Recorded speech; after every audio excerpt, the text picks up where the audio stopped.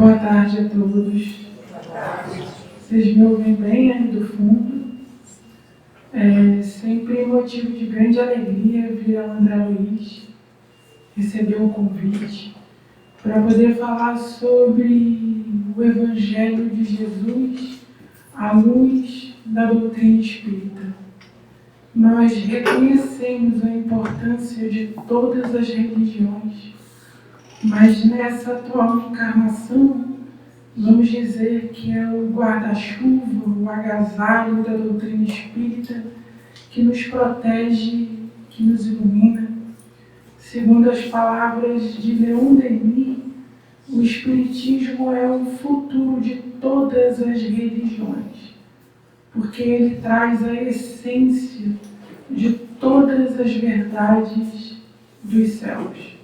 É uma doutrina que não se importa com a forma, com a palavra, com as exterioridades. É uma doutrina da seiva, é uma doutrina das essências que busca o espírito imortal, que não infantiliza o ser humano, mas mostra a ele o seu patrimônio eterno e lhe afirma: todos nós somos cidadãos do universo. Então, o tema da palestra de hoje, Andar na Luz, ele vem sobre o prisma dessa doutrina, porque as religiões milenárias ensinaram aos homens que andar na luz era ser devoto dessa ou daquela crença, frequentar esse ou aquele templo, pregar essa ou aquela palavra, mas não foi isso que Jesus ensinou. Ele disse: eu sou a luz do mundo, quem anda em mim não anda em trevas, mas na luz da vida. Como o Zé Luiz disse, não é uma luz artificial, não é uma luz que se possa acender numa tomada. É uma luz imperecível, é uma luz invisível aos olhos da carne. É uma luz que nasce sobretudo no coração. É uma luz que aquele que tem cumpre a sua jornada na atual encarnação espiritual. E aí nós trouxemos algumas perguntas que Allan Kardec fez aos espíritos no Livro dos Espíritos, para que a gente possa trabalhar melhor essa noção. Na questão 133, Kardec interrogou assim as inteligências superiores: tem necessidade de encarnação os espíritos que desde o princípio seguiram o caminho do bem? E aí as entidades respondem: todos são criados simples e ignorantes e se instruem nas lutas e tribulações da vida corporal. Deus, que é justo, não podia fazer felizes a uns sem fadigas e trabalhos, conseguintemente sem mérito. E aqui uma prova da justiça divina. Todos nós estamos submetidos à mesma lei. Todos nós precisamos vir e retornar muitas vezes, até que consigamos o verdadeiro aprimoramento da nossa alma. E os espíritos utilizam uma palavra aqui extraordinária, chamada mérito, que nós temos uma prova dela na nossa própria vida. Quando nós conseguimos alguma coisa, fruto do trabalho, o aprimoramento de uma arte, no canto, na escrita, na poesia, ou quando nós aprendemos alguma ciência, fruto do nosso estudo, da nossa dedicação, esse talento que nasce no fundo da alma, ele produz felicidade. Porque, como diz a sabedoria popular, tudo o que vem fácil vai embora muito fácil. Então, quis Deus que os espíritos fossem criados simples e ignorantes, no estágio de princípios inteligentes da criação. Percorremos as muitas jornadas no vírus, na bactéria, no mineral, nos vegetais, nos animais, até que, segundo André Luiz, atingíssemos a auréola da razão e pudéssemos ocupar um corpo nominal, para aí sim podermos fazer a nossa grande jornada a caminho de sermos espíritos felizes e bem-aventurados. E essa lei de reencarnação, ela explica todas as aparentes injustiças da vida corpórea. Porque tem crianças que no primeiro choro despedem-se do corpo. Porque tem pessoas que nascem com doenças severas, outros sujeitos a grandes privações materiais, enquanto tantos outros nascem em berços de ouro, gozando de plena saúde e vivem até os 90, 95 anos, 100 anos. Se Deus é justo e bom, se todas as religiões reconhecem nele um Pai excelso de infinita misericórdia, por que tanta desigualdade no nosso planeta? É a lei de reencarnação. Aquele que fez mau uso das suas posses, que abusou da saúde do corpo, da inteligência, das riquezas materiais, terá que voltar ao planeta Terra para expiar os seus crimes em eras milenares, tal qual é a lei. A cada um será dado conforme as suas obras.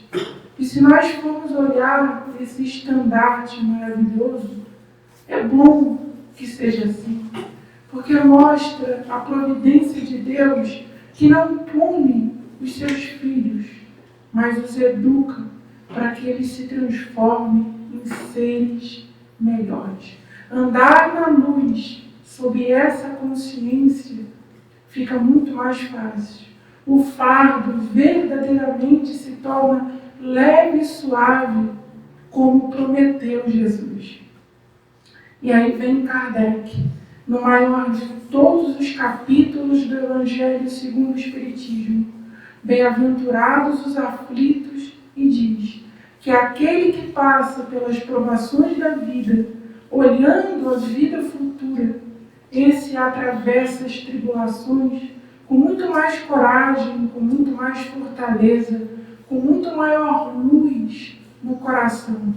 E no limiar de uma nova vida, quando tombar o corpo físico e desprender-se o laço que liga o espírito à matéria, ele será esperado nas moradas do invisível por falanges de espíritos amigos e benfeitores, o agradecendo e o saudando pelo cumprimento verdadeiro da sua missão na atual encarnação.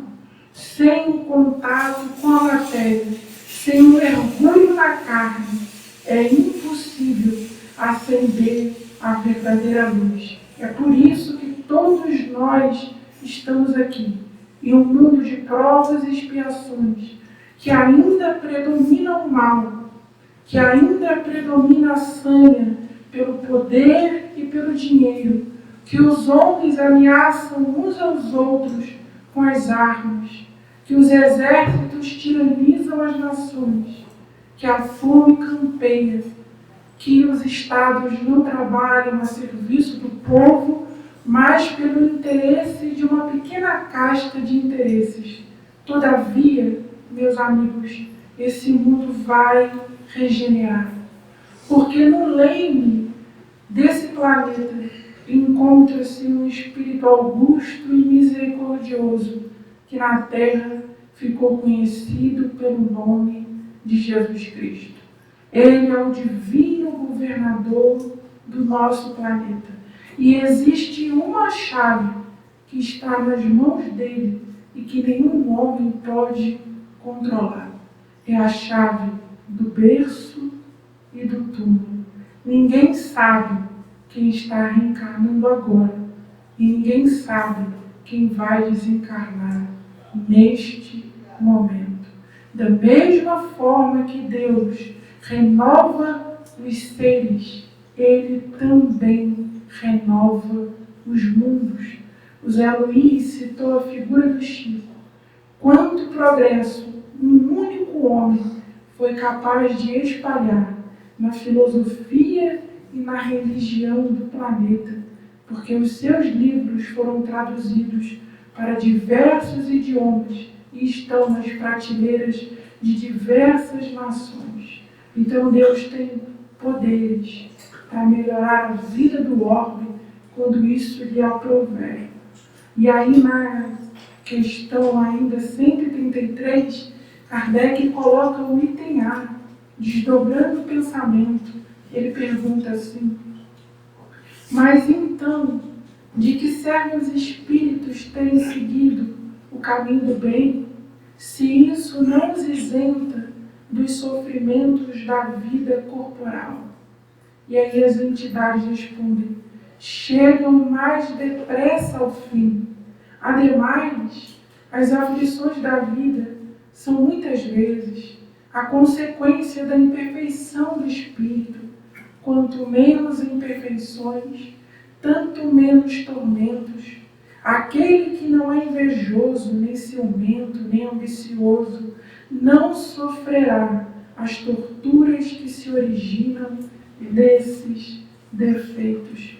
Meus amigos, aqui, como a nossa irmã leu no Evangelho, quando Jesus diz: os olhos são a candeia do corpo. Se os vossos olhos forem bons, todo o seu corpo será luminoso.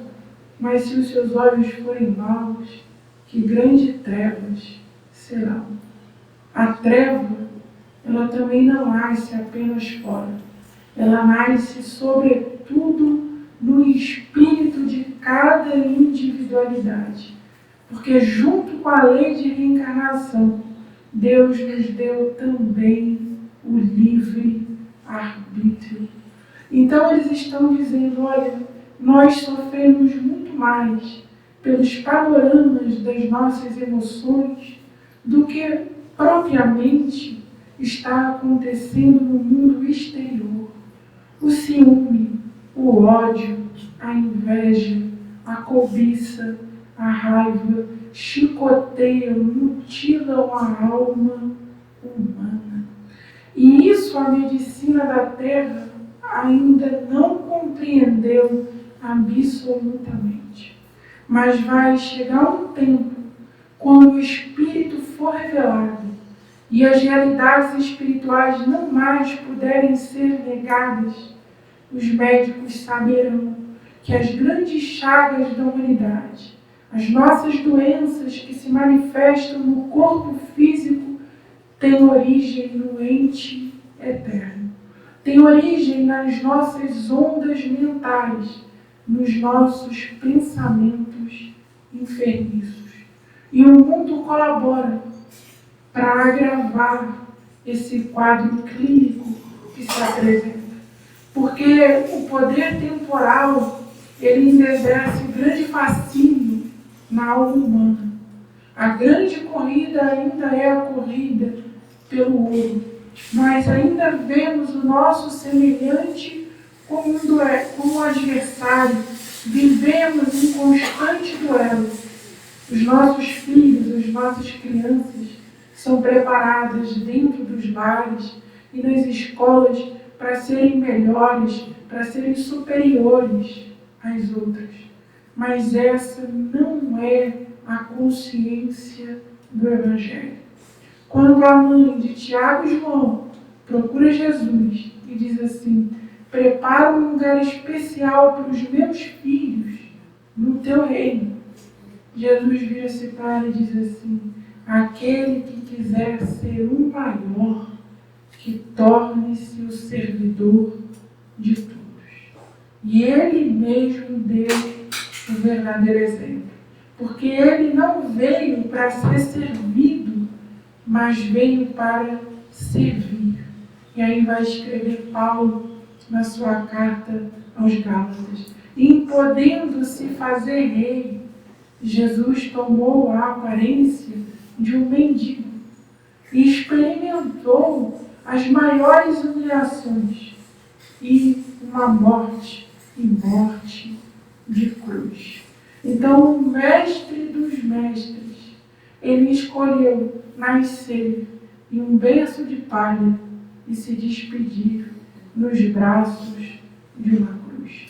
A história já esqueceu os Césares romanos, assim como vai esquecer os tiranos dessa época, mas Jesus jamais será esquecido, porque Ele é a luz verdadeira, porque Ele é o pão da vida, a água da vida, porque a sua mensagem é imortal e, sobretudo, porque todos os líderes do mundo, eles colocam os seus seguidores para irem à frente como escudos humanos.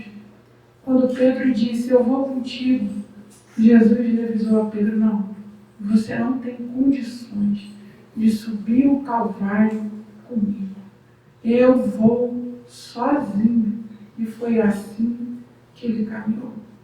Então, meus amigos, a doutrina espírita, ela apresenta um Jesus não como um sacerdote, como um chefe da religião, como representante de um templo paramentado, cumprindo rituais. Apresenta um Jesus como mestre da vida, como aquele que manifesta a lei da consciência, a vontade de Deus, porque nele repousam todos os tesouros da sabedoria e do conhecimento. Todo o melhoramento da terra, no campo da ciência, da filosofia, da indústria, da política, da educação, nasce do seu coração misericordioso. Então nós trabalhamos no bem, em serviço de comunhão com o Mestre. E para que a gente possa captar melhor a sua vontade, é fundamental o trabalho da transformação íntima, da renovação moral. É fundamental que andemos na luz.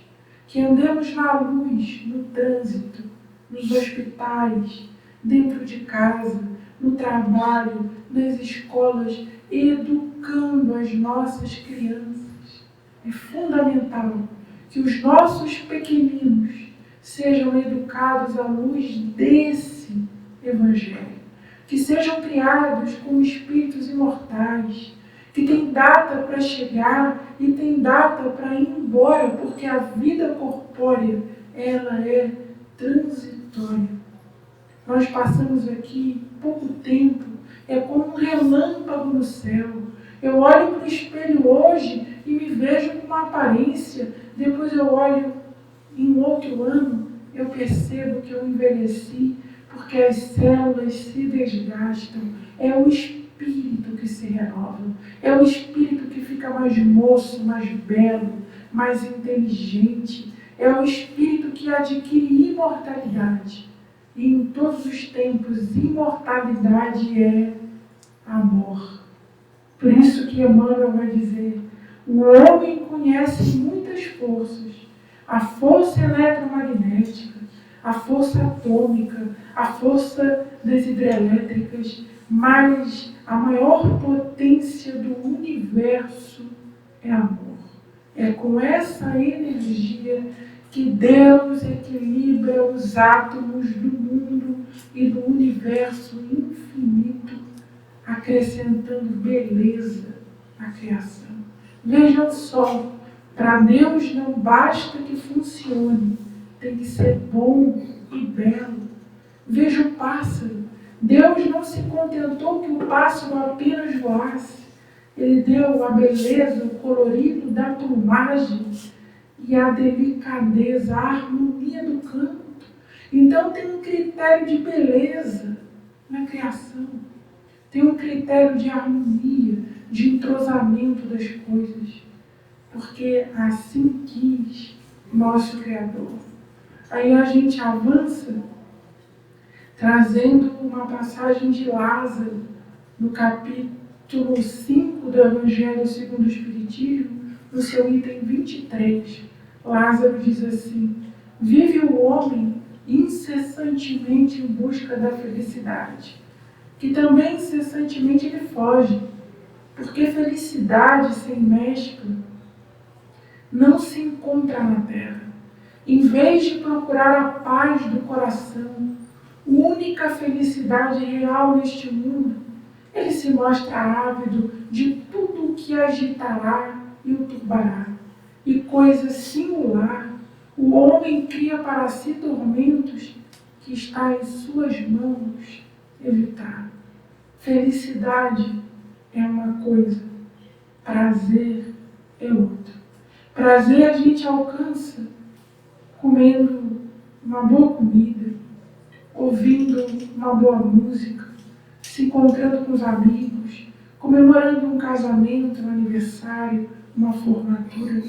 Mas felicidade, ela nasce sobretudo no coração, é nas fibras da alma. O mundo diz assim: se você adquirir determinados bens de consumo, você será feliz. Aí o homem faz tudo para comprar esses bens materiais, que são importantes. Todavia, eles não devem ser a bússola ou guia do homem. E aí eu compro e descubro que aquilo me traz uma felicidade perecível.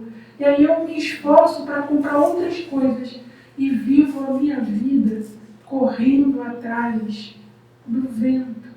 Eu estou chupando limão e estou dizendo que está doce. Eu estou me enganando, porque os bens, eles existem para serem utilizados, mas não para serem senhores do homem.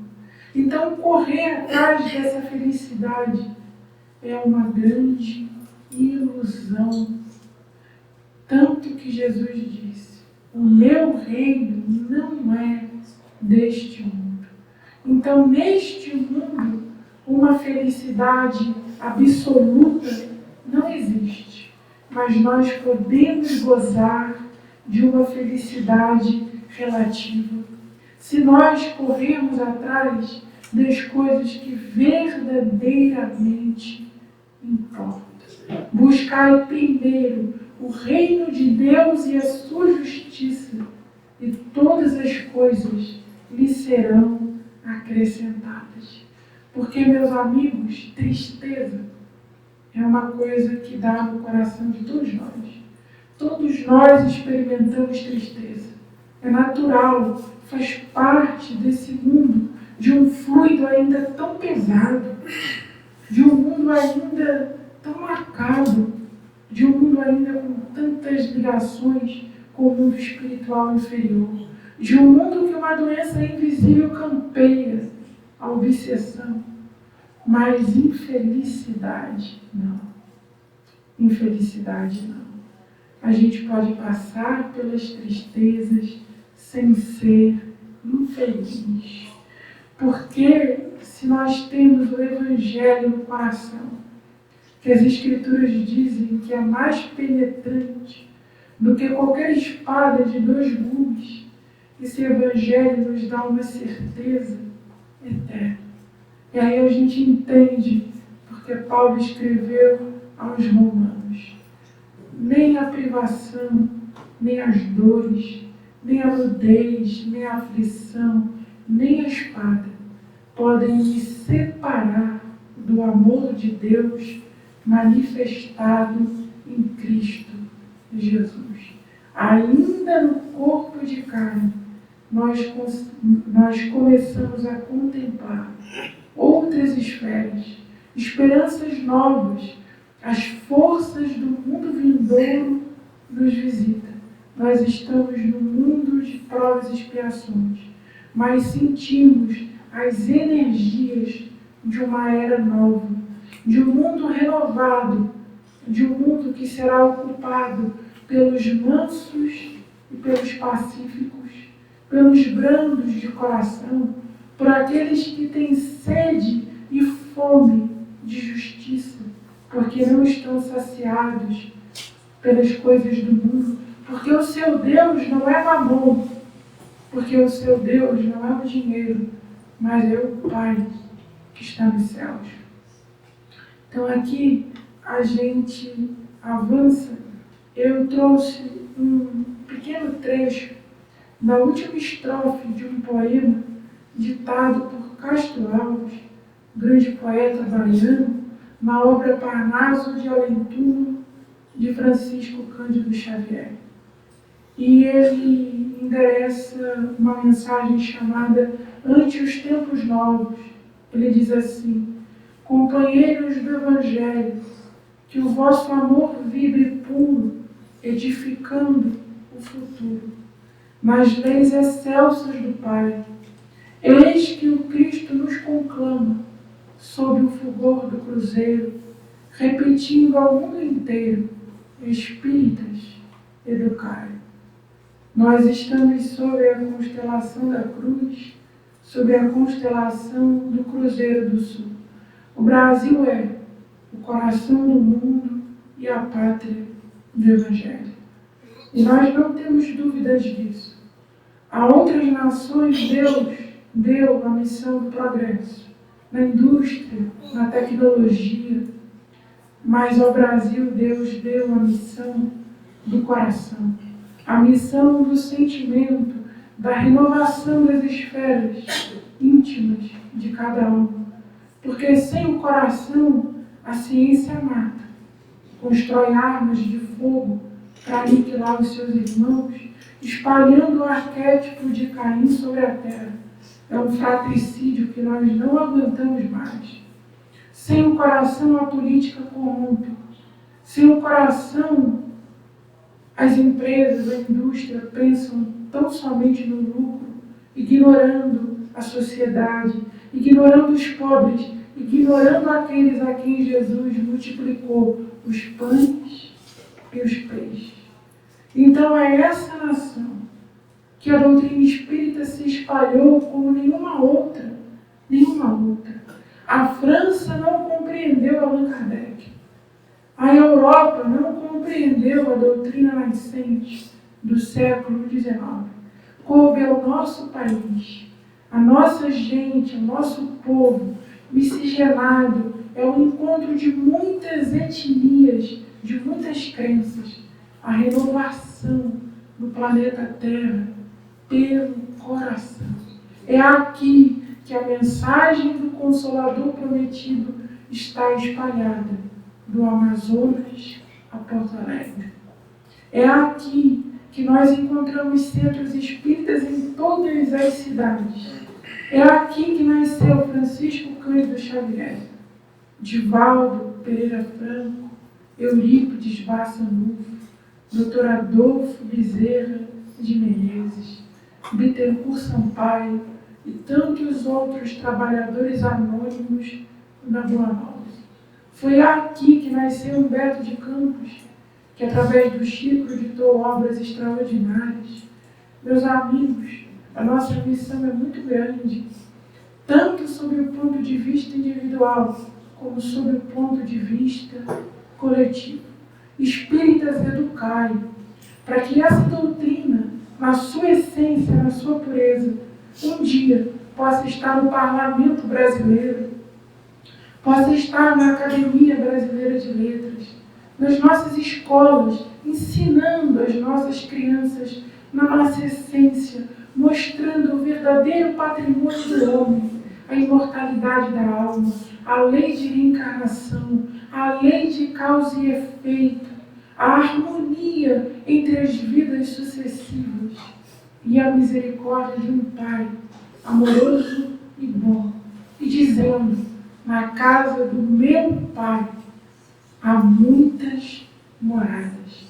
Na casa de nosso Pai existem mundos. Deus espalhou flores solares pelo universo. A nossa Terra, o nosso planetinha, é tão somente um planeta iluminado por uma estrela de quinta grandeza no final da Via Láctea. Deus não ergueria um universo tão belo para colocar vida apenas na Terra. Existe um viveiro cósmico de inteligência, de amor, pulsando. Existem mundos ditosos e os espíritos superiores nos visitam. Eles se compadecem das nossas dores. A cada um de nós, Deus deu um anjo guardião que nos assiste, que nos inspira o pensamento. Então vejam que essa doutrina, ela não fala para criancinhas, ela não dá leite de peito para quem já consegue assimilar alimento sólido. É uma doutrina que nos trata conforme a madureza da vida. É uma doutrina que abarca aspectos da filosofia, da religião e da ciência. Leiam a interpretação de Emmanuel do Evangelho, que coisa extraordinária. Leiam as poesias do Chico. Nenhum poeta vivo, encarnado na Terra, foi capaz de construir versos de tamanha beleza. Os contos de Humberto de Campos, a obra reveladora de André Luiz. Nós temos um patrimônio maravilhoso para o presente e para o futuro. Essa doutrina ainda precisa ser estudada. É preciso mergulhar fundo nela, porque dela vão sair muitas luzes para o nosso planeta. O Evangelho é o sol da imortalidade, que o Espiritismo reflete com sabedoria para a atualidade do mundo. É o Evangelho redivivo, é o mesmo Evangelho dos tempos da Judéia. É o mesmo Evangelho ensinado às margens do Tiberíades. É o mesmo Evangelho que tocou o coração de Madalena. É o mesmo Evangelho que derrubou Paulo de Tarso nas estradas de Damasco. É o mesmo Evangelho que virou-se para o centurião romano e disse: em verdade vos digo que nem em toda Israel eu vi uma fé como a desse homem. É o mesmo Evangelho que disse a Lázaro: Lázaro, vem para fora. É preciso que saiamos das cavernas do pensamento, que saiamos das sombras, das penumbras da filosofia e da religião, para conhecermos a aurora de um novo dia. Porque, meus amigos, se nós esperamos pelo Cristo, o Cristo também espera por nós. Ele nos chamou de amigos. Tudo quanto eu aprendi de meu Pai, eu vos dei a conhecer. Por isso eu não vos chamo mais de servos, mas vos chamo de amigos. Amigo é o maior título que nós podemos almejar de alguém. A biologia, ela é incapaz de fazer alguém amigo de alguém. Porque quantos pais ou quantos filhos não são amigos uns dos outros? A amizade pede o concurso do tempo. A amizade pede o trabalho, a força da espera, a perseverança, a confiança que é construída em muitas eras. Então, que nós possamos acender essa esperança no coração. E aqui, para encerrar, eu trago um outro poema, agora de Olavo Bilac, também psicografado pelo Chico, intitulado Brasil. Ele diz assim: desde o Nilo famoso, aberto ao sol da graça, da virtude ateniense à grandeza espartana, o anjo triste da paz chora e se desengana, em vão plantando o amor que o ódio despedaça. Tribos, tronos, nações, tudo se esfuma e passa, mas o torvo dragão da guerra soberana ruge, fere, destrói e se alteia e se ufana, disputando poder e denegrindo a raça. Eis, porém, que o Senhor, na América nascente, acende nova luz em novo continente, para a restauração do homem exausto e velho. E aparece o Brasil, que valoroso avança, encerrando consigo em láureas de esperança o coração do mundo e a pátria do Evangelho. Meus amigos, não reneguemos a nossa terra. Jesus conta com a gente. Mas só que Jesus, Ele não quer que a gente ame símbolos. Ele quer que a gente ame seres humanos. Jesus quer que no nosso coração nasça um interesse profundo pela vida da nossa gente. Esse é o verdadeiro interesse dele. Porque no Evangelho não tem pátria. No Evangelho não tem bandeira. No Evangelho não tem fronteiras.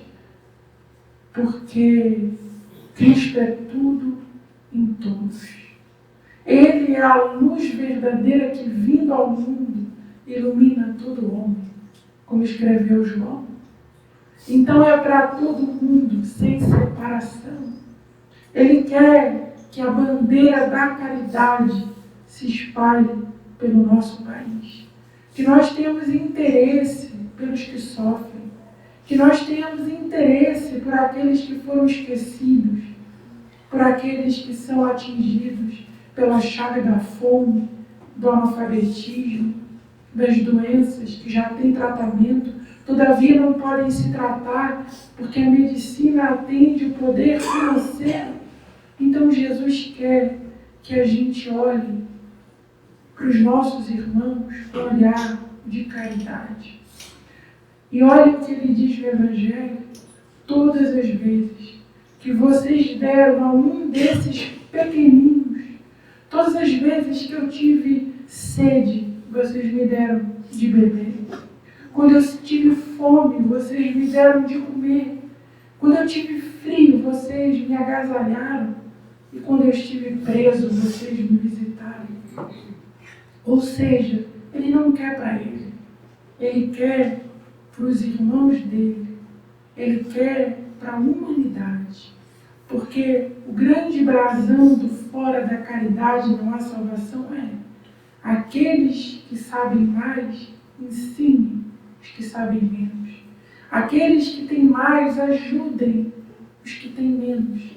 Porque assim viviam os homens do caminho. Assim viveu Chico Xavier. Assim viveu Allan Kardec. E todos os grandes expoentes que receberam a dádiva de divulgarem a doutrina espírita. Então, para fechar, eu vou ler novamente o poema de Castro Alves, o poeta negreiro que tanto lutou pelo fim da escravidão no Brasil.